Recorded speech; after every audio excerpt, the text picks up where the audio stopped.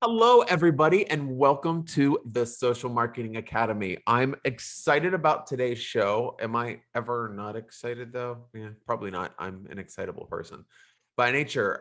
We have my good friend Nida. She is an absolute whiz at positioning, and right now, positioning is really super important if you're trying to set yourself apart from the pack in marketing and branding.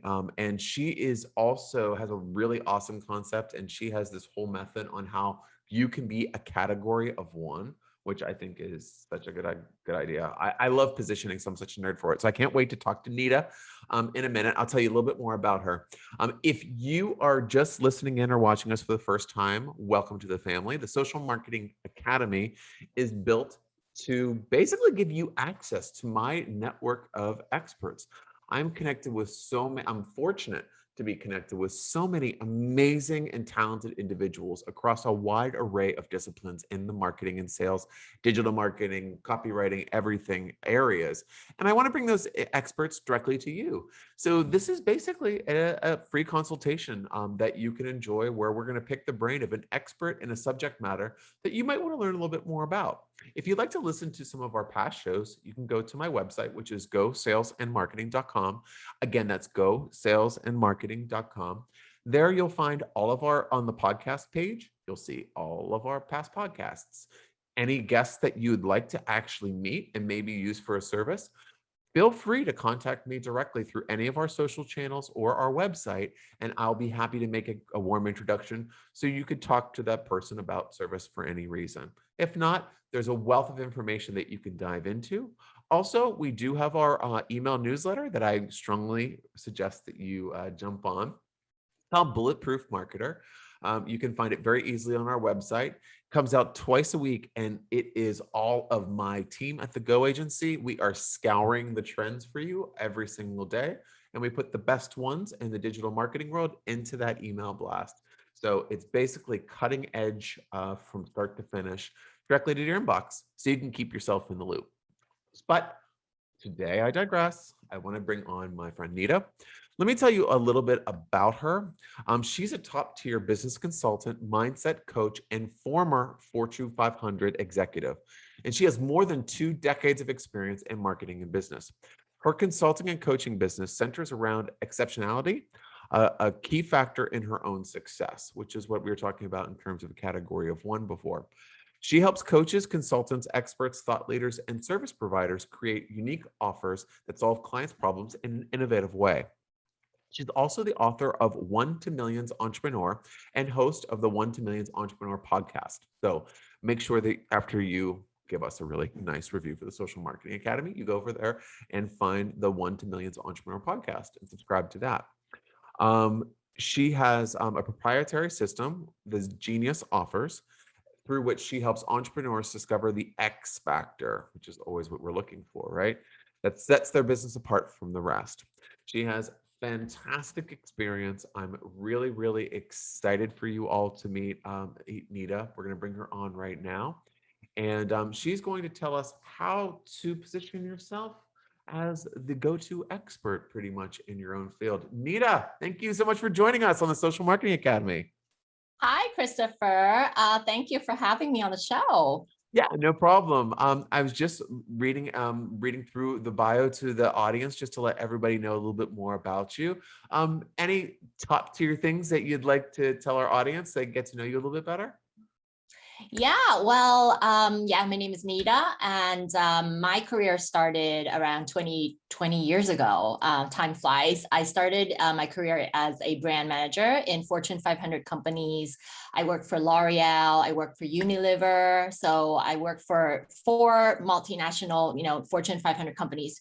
And then after 5 years, I left and started my own business. So that was around 15 years ago. I got into the personal development world and just got into coaching and consulting and training. And so my passion is really helping service-based entrepreneurs, coaches, consultants, experts, and thought leaders become a category of one, basically building their own category and owning it, and creating something that is so unique, providing an innovative solution to serve their audience, the clients. So that's Okay, what I do. and before we dive into that topic a little bit more, because I want to ask you some specific questions around the category of one concept. Uh, What made you make that change? Where going from these super large companies and being an expert in your field to making this transition. What triggered that for you? Well, I think like from the start of working in Fortune 500 companies, I really enjoyed some parts of what I was doing, right? But I was not cut out to be working in corporate. I believe that. I feel that I have so many traits that make me an entrepreneur. I love thinking out of the Mhm. box. I don't follow rules. I Right? always challenge rules. I always think of new solutions and new ways to do things. And so I think that when I was in corporate, I wasn't getting to use those strengths. And sometimes I had to use some of the things that were on my, weakness sides, like following rules and procedure and all those things. I was not good at those things. So I was always thinking of new ideas, new businesses to start. I actually started my kind of business when I was at the age of 13. So selling stationery to my classmates. Okay. And then I sold a bunch of things. I started several businesses, but my real business was when I quit corporate life for good and really became a serious entrepreneur. And the first business that I actually got into was a child development center. And Oh, I raised my son there. He grew up there in the child okay. development center. And that's where I discovered that I had this very strong passion for psychology and human behavior. And that's how I got into this Mm, world of personal development and helping other people become successful. okay. That's really interesting. And a lot of people do have that aha moment. I mean, for me too, I'm not cut out for corporate because I don't really love rules either. Especially within my side of the business, if I'm looking at digital marketing and looking at there's there's almost a skeleton that you can follow in terms of how it would work, but at the same time, things are going to change all the time. So if you're constantly trying to change the rules to focus on being forward thinking, it's kind of limiting. Yeah. Yeah. So let's go through some of the questions there. Knowing that you were going to be on the show, a lot of people sent some questions in for us to ask you. One being, what are the key success factors towards building a successful expert-based business in the high-end segment? Speaking to your point of that category of one. Yeah. Well, there are several elements there. First of all, I would say, lots of people when they get started in their business, they're thinking of like marketing and let's do this and let's do that. Let's run Mhm. Facebook ads and let's, be on 10 social media platforms. That's kind of like the obvious, right? And we that is a very important element of it. But what I get people to start to look at is the foundation and Yes. like really think about the problem you're solving. Don't just like copy what everybody else is doing, but like, what is the problem in that industry that you want to help people? And what's the specific problem that people are not solving? There is always a problem. Like, clients will go Mhm. like, there's no problem. Everybody, it's so crowded. So many people in this industry, so many business people, so many entrepreneurs, so many experts. But I said, no, there's always a gap in the market. There's Mhm. something missing. Maybe it's a lack of quality. A lot of businesses actually overpromise and underdeliver. So you want to look and you want to do your research and you want to even become a consumer in that industry Mhm. and look for, where is the lack of service? Where is the lack of solution? And then you want to come up with a solution that is unique and innovative, right? Mhm. We know that companies, if we just follow everybody else, we will eventually die. So we always have to constantly innovate the things that we do in the business, not just the service that we provide, right? We need to innovate everything, whether it's training our employees to up level their skills and their mindsets and, improving the process in how we work with clients and Mhm. everything, right? In the company, in the business. And so really when people are looking to up uplift their business from maybe they're selling a low ticket offer and they want to start selling high ticket offer. Basically, you have to change from the foundation of the business. And that starts with the entrepreneur, with the expert. You have to speak the language that speaks to higher level clients, right? You can't be speaking about lower level problems, because that actually speaks to lower level clients. So yeah, you need to be answering questions. You need to be talking about topics that are really high level, appealing to high level clients. And really, when we talk about high ticket buyers, they are looking for the final destination, right? They are looking for someone that they know will get them the results. So really, money is not the main factor for them when they are buying something, when they're hiring an expert to help them. They are looking for, like, who's the number one in this industry? Like, just give me a name. And usually it comes through referral.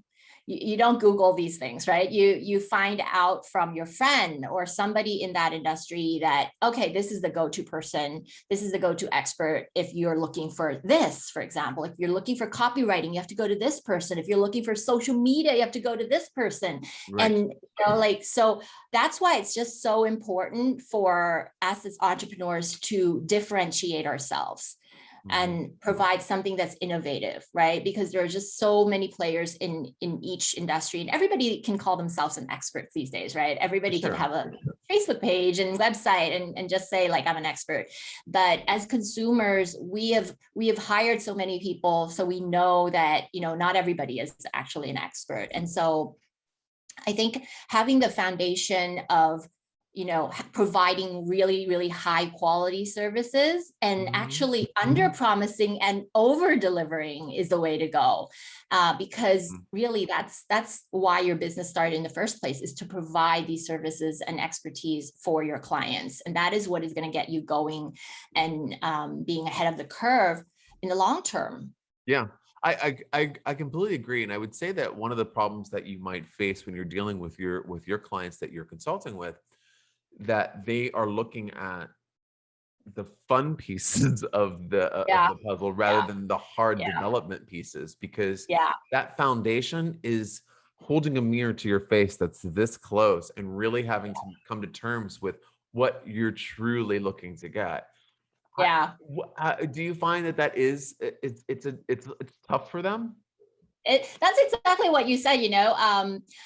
It's like, especially when you're successful, you want to look at, you know, the raving fans. You want to pay attention to what's going well in the business, right? You don't want to look at, well, you know, there's a leakage in the basement. You don't want to look at the problems and the challenges, right? So it's very easy for, you know, even 7-figure, 8-figure business owners to think that they're doing really well until they actually hit a plateau, or until they find out that, you know, why is the customer retention percentage really low, or why is it getting harder and harder to acquire more clients, you know? I think it's almost like personal development, right? When we don't look at the pieces that we need to work on, that inner work that we need to do, we want to hide it, right? We don't want to look at it. It's difficult. It's challenging us. And this is the exact same thing with businesses. They don't want to look at it, and it's a blind spot for them, right? And that's kind of like what I do. I go in and poke holes and, like, well, there's a problem here, and what could we, you know, where can we do better? And I always say that it's exactly what you said. This is not fun. This is like not the sexy stuff. When I talk about these things, it's like, it's not a common conversation, because basically we are not talking about the fun stuff. We are talking about, like, hey, let's look at the foundation here. Let's really ask ourselves. I know we're all successful here, but, you know, we can always do better. We can always innovate, and we really have to be proactive with these things. And sometimes it's very easy for entrepreneurs to get lost in the everyday, you know, all the things that they have to do every day. They forget to sit down and think about these things. So I would recommend for every business to sit down every quarter with your team and really brainstorm and think, you know, what could we do better? There's always things that you could do better. You know, whether I think you made a really good point too, Nida. That's something that I'd like to amplify, is that when you're doing something right, you should know that you're doing something right, and you should know what delights your customers, and remember that and keep doing that, because I've seen some people enhance their service offerings or think that they were moving up a level, and then completely removing that piece or just not ignoring it and saying, oh, well, they just loved us before, they'll love us now. It's important Yeah. to retain things that work. Yeah. Now, one thing too, I would say that could be interesting is like when you're talking about creating that exceptional offer, whereas people were thinking like, well, why do I want to pigeonhole myself when I could offer something a little bit broader, and then I can widen the amount of opportunities that I have. What do you feel is the main reason of the exceptional offer and what the value is? Well, when we talk about offers that are exceptional, there's actually 10, like seven, not 10. So I'm going to make up three more. No, there's only seven. So there's seven things. First of all, is it solves the seen and unseen problems for your clients. So the seen is obvious, but the unseen you have to dig for. You have to, really not just interview them, but get to know them and truly empathize with them. What is the problem that is holding them back, right? And then you need to solve it. You need to solve both the seen problems, the unseen problems. Second is it has to create incomparable results, meaning that, comparing to everybody in the industry, you need to give your clients the best results. And then third is the ultimate customer experience, meaning from day one, when they start to work with you until the last day that they work with you. And even after they don't continue to work with you, you still have a relationship with them. So it's creating this ultimate customer experience where they feel that they're special and that you value them. And so many businesses actually do this wrong. They're just more focused on acquiring new clients. And after they acquire the client, they start to value the client less, and they start to, they just focus all the energy on acquiring more clients, which is great, but you need to deliver on what you promised to the client as well. And then the fourth element of an exceptional offer, or what I call a genius offer, is speed. So speed of delivery. How fast can you fix the problem for your client? Because the longer they wait, the more frustrated they become and the more opportunity cost occurs, right? So we want to fix it as fast as possible. And the fifth element is utilizes your genius. So every entrepreneur, every business has their own ultra genius, right? They're just like really uniquely great at something or multiple things. And you really want to make sure that that is put into part of the offer of what you offer to your clients. Like I do a bunch of things, right? But really what I love doing the most is ideation. It's my number one strength. So I know that I need to focus all my energy into ideating, coming up with ideas for clients, instead of going and spending like 90% of my energy on other stuff that, maybe other people can do. So it needs to utilize your genius and the genius of your team members as well. And then the sixth thing is employee. I have come across so many businesses that, they have a really great business model, their idea is great, and then they actually fail because of the quality of the employees that they hire, whether it's a lack of skill set, lack of competency, or lack of a great mindset. And sometimes they're not focused or client centric enough. They are more focused on the sales instead of paying attention to what the clients want. Right. And so that's number 6. And the last one is joy. So it needs to bring joy. Your exceptional offer or your genius offer needs to bring joy, because at the end of the day, if you don't feel joyful and your team doesn't feel joyful in offering this service to your clients, the clients will feel it. They will feel it. And so if you're able to come up with an exceptional offer that meets all these 7 characteristics that I've come up with throughout 2 decades of working with entrepreneurs, and found that is what makes an exceptional offer. And if you can tick all the boxes, if you can check all the boxes, and you have this really brilliant solution that you can offer to clients, word of mouth, like people will talk about it and they will get results, and the results will talk for itself. And marketing is just so much, all of a sudden it becomes so much easier, right? And PR, people will want to feature you, people want to talk about you because you have this really special thing. And so I would really want to challenge everybody to go the 100 extra mile to have the exceptional offer. instead of just having a normal offer, and just following what everybody else is doing. It's Yeah. just worth it. It is, and I completely agree with you because there's a lot of those elements that I've begun to employ over the time of developing the team in my agency and our service offerings. And if Yeah. it's not some, and over the years, it's kind of like, wow, there's other services that I can offer at my agency that are Mm. complementary and helpful to the client, but I hate them. And my team hates doing them. And the Yeah. clients are always really picky about them, but they Yeah. make us tons of money. And then it got to a point where it was like, well, you know what? If I offer all these services, I can scale really, really quickly, but I'm going to churn clients and churn employees. And that's going to create drag for me. So what success are we really building here? And it's Yeah. like when I leaned into looking at the joy, like you mentioned, and what do we love to do? What can we have fun doing? What creates a win for the client, a win for my employees, and a win for the agency overall? Yeah. That's where we put our effort. And you're so right. It makes all the difference because I Yeah. can talk to a client, a potential client, and understand really quickly if they have the energy that I Yeah. want to bring into the company. And Yeah. because a lot of people say, well, you have the velvet rope policy, and what's on your velvet rope policy? And I Mhm. said, I don't want jerks. I want people that are collaborative. I want people with an open mind and people that are respectful of our talents. And Yeah. if you pass that, then we're happy to help you because we can collaborate with you as a member of a team. And I think that Yeah. it is really important. And what you've said, Nita, is you should really just look at yourself and make sure that what you're offering is the best.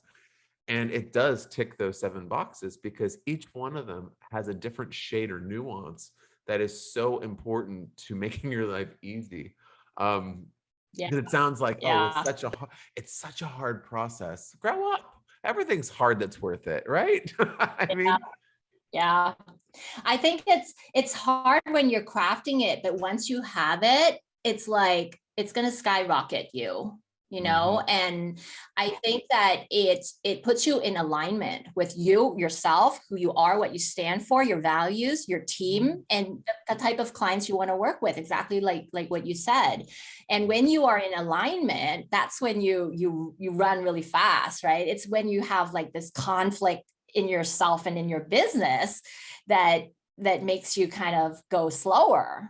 oh Like yeah. you might be doing really well, but there's this conflict. It's Mhm. almost like you're going forward one step and then you're I'm not sure, I'm going back and Yep. forward. There's this kind of conflict within yourself.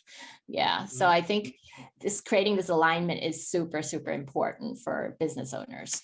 And one of the things I always find as an indicator is if people need to really refine their offerings and make sure that it is what they really should be doing, is if they're constantly looking over the fence and saying the grass is greener, or they're saying, oh, I want to copy that, or I like what they're doing over there.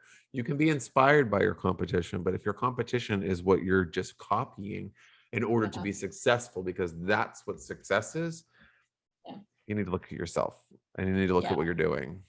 yeah, Because yeah, I find that exactly. with a lot of people, if we're working with if I'm doing some consulting work on the social or branding side, this is something Mhm. that comes up quite often where it's like, well, this is the leader, and I'm like, that's fantastic, that's aspirational, but who are you? You Yeah, know, getting to that offering. Um, yeah. One of the things that you mentioned, in something that I had read from you was using your superpowers. Um, how what would you say to somebody that wants to kind of skyrocket their business in terms of using superpowers or personality types, values, that type of thing to kind of really take their business to the next level? Yeah. Well, I'm a little bit of a nerd on this topic. So I'm actually Okay. certified on several personality type assessments. So I'm certified on the Cool. Myers-Briggs, if you've heard Wow. of the Yeah. MBTI, the 16 personalities. I'm certified on the Enneagram, which is the 9 types of, if you've heard, like there's a peacemaker, there's a perfectionist, there's a helper, the achiever. And then I do value assessments as well. So Hmm. there's tons of free value assessments that you can find on the internet. And then there are sort of those like interest / passion tests that help you discover what you're interested in, what you're passionate about. And when really, like, they're like jigsaw puzzles when you put all these things together, your personality, your values, your interests, your strengths, your natural strengths, right? They all kind of form, they're like, you're looking for clues and you're being a detective and you're looking for all these clues and like, what are all these clues pointing towards, right? So like when I look at my personality type, I share the same personality type as like Elon Musk and who else, like Bill Gates and Albert Einstein. So they're all nerds. There's a commonality. Like we're all futuristic people. We're analytical. We like solving big problems. So once you have that awareness that oh, this is all of me, then you start to look for, you know, what am I supposed to be doing? What industry am I supposed to be in? What should I be solving? And, you know, understanding all these personality types gave me so much insight into understanding myself. Back when I was in corporate life, I didn't understand why I didn't like corporate life. But as soon as I understood my personality type, it was so obvious because like, we're rebellious, we don't follow rules, we invent our own rules. Of course, I'm not going to like corporate life.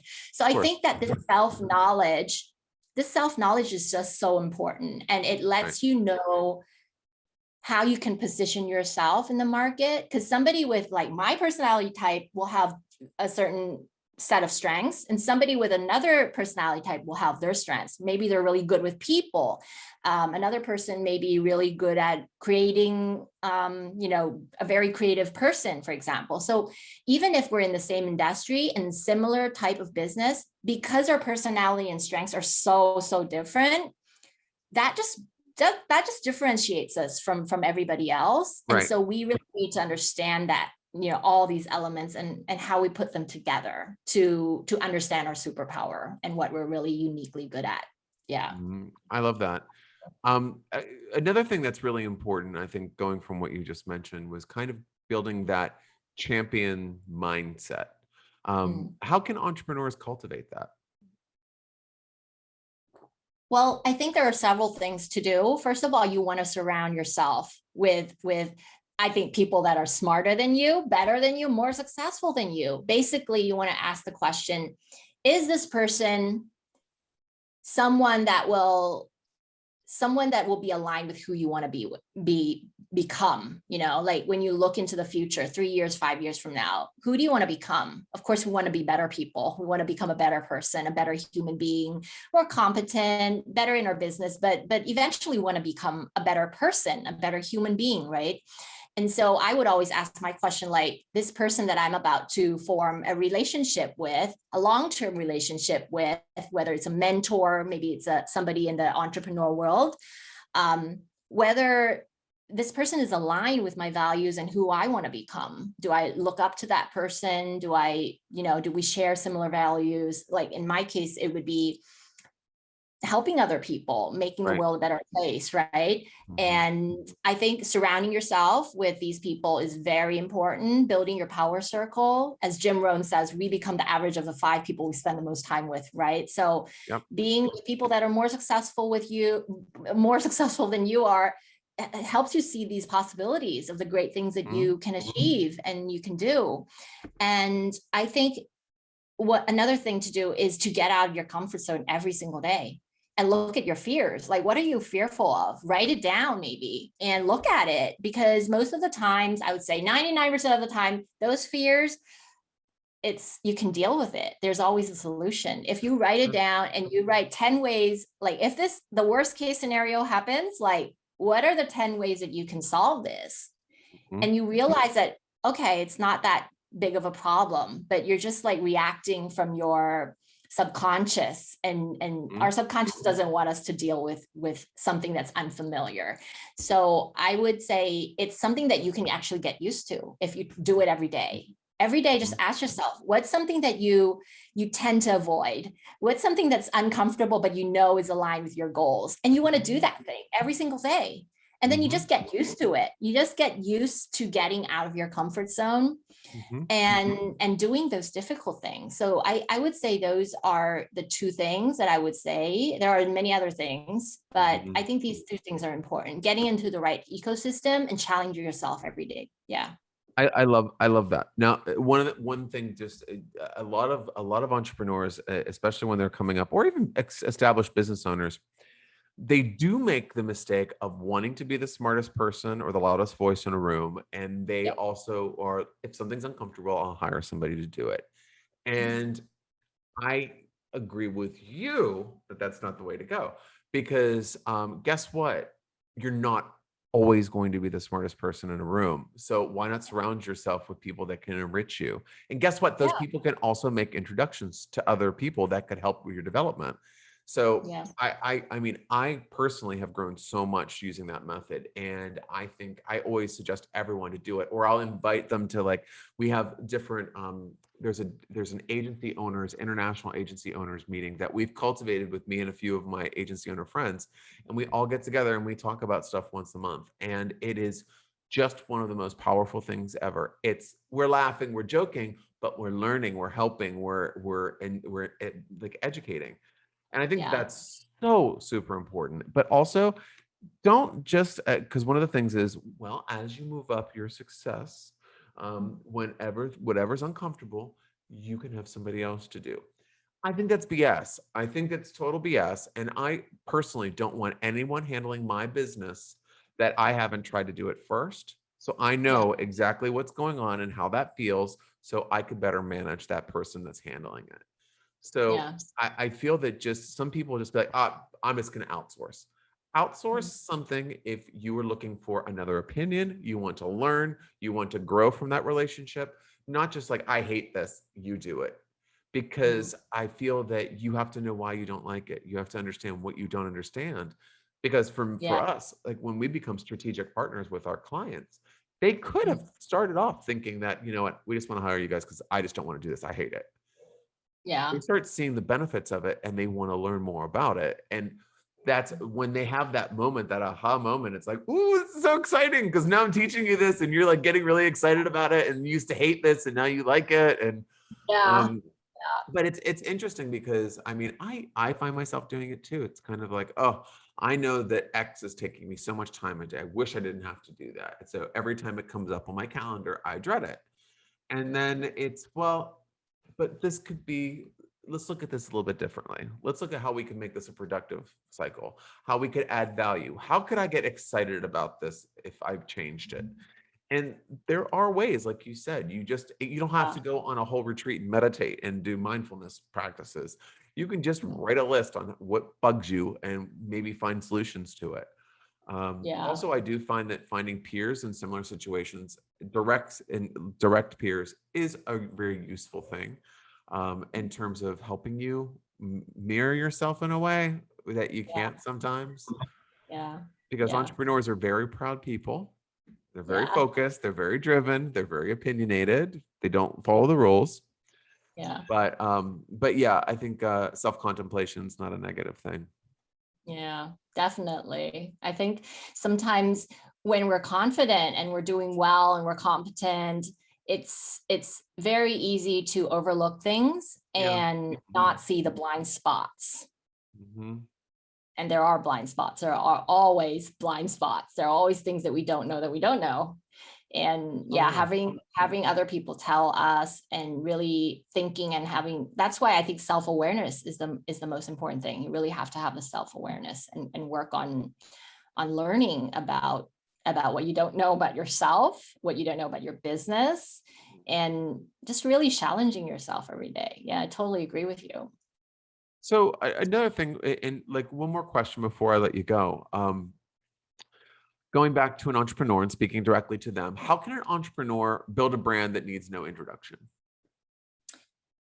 How can a business build a brand that needs no introduction? Mhm. So I think really when you become a category of one and when you have your genius offers, when you are able to provide that one thing that nobody else on this world can provide, like there's nobody else out of the 8 billion people on this world, nobody else.